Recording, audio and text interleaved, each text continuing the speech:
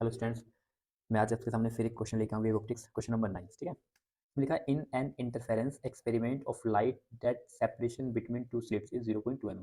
यानी interference experiment में जो दो स्लिट्स है ना, तो उनकी जो स्लिट्स के बीच की दूरी है वो 0.2 mm है। यानी कि वही है कि ये एक स्लिट्स है, उनकी जो बीच की दूरी है डी, वो हमको कितनी गिवन है, वो है 0.2 mm। ठीक है, तो यहाँ पे लिख लेते हैं।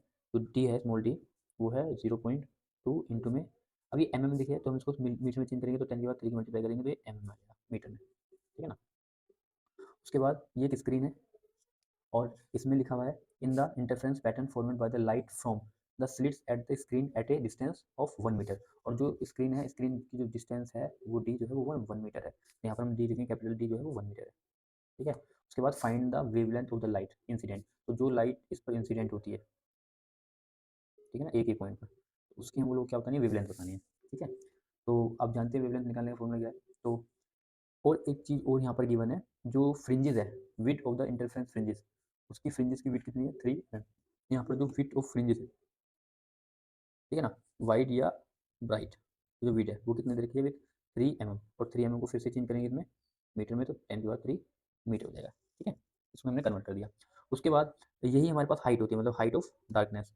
तो हम जानते हैं हाइट ऑफ डार्कनेस या ब्राइटनेस जो हमको निकालना है, तो क्या होता है वो हमारे पास, अभी हम लोगों ने लिखा था lambda capital capital D upon में स्मॉल डी। तो ये हमको कितने गिवन है, अब यहाँ पुट कर सकते हैं। जो हाइट ऑफ रेंज रखी है वो 3 इंटू में 10 की पावर -3 इक्वल में कैपिटल डी की जगह 1 रख देंगे, लैम्डा की वैल्यू ऐसे रख देंगे, और अपॉन में स्मॉल डी कितना दे रखा है, 0.2 इंटू में 10 की पावर -3।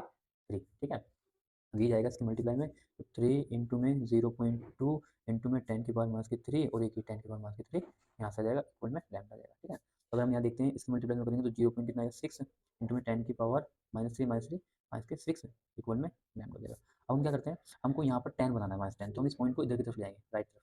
तो कितने संख्या और लेके जाएंगे, तो हमको यहाँ पर 10 माइनस का 10 हो जाएगा अगर हम किधर लेफ्ट टू राइट लेके जाते हैं। तो एक संख्या ये है, 1 2 3 4, 4 संख्या बाद लेके चले जाते हैं, तो यहाँ पे कितना हो जाएगा, इंटू में 10 की पावर -6 था और 0.4 संख्या बाद इधर चला गया है, यहाँ पर आएगा -4 इंटू में लैम्डा, यहाँ पर आएगा 6000 और इंटू में 10 की पावर-10, तो बराबर लैम्डा, और इसको सीधा करके लिखते हैं लैम्डा बराबर, और ये मीटर में आ गया, तो ये 6000, और इसको हम लिख सकते हैं 10 की पावर-10 मीटर क्या होता है, एंगस्ट्रॉम, तो यहाँ पर एंगस्ट्रॉम, तो लैम्डा कितना आ गया, 6000 एंगस्ट्रॉम। ठीक है ना, ये हमारे पास इसकी वेवलेंथ आ गई। आगे फिर ये पूछ रहा है कि the wavelength of the light incident on the slit and the distance of the third dark fringe from the centre fringe. तो सेंटर से जो हमारे पास थर्ड डार्क फ्रिंज आएगी है ना, उसकी हाइट बतानी है थर्ड वाली की।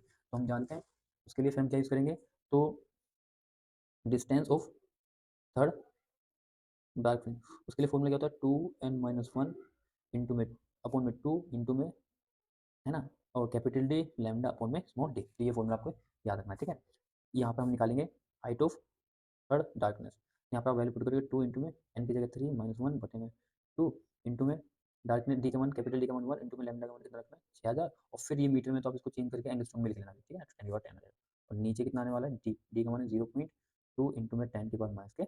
ठीक है, अब आप इसको सोल्व करेंगे, H/3 इक्वल टू, यहाँ कितना हो जाएगा, 3 दूनी 6 में से गया 5, तो यहाँ आ जाएगा 5/2 इंटू में।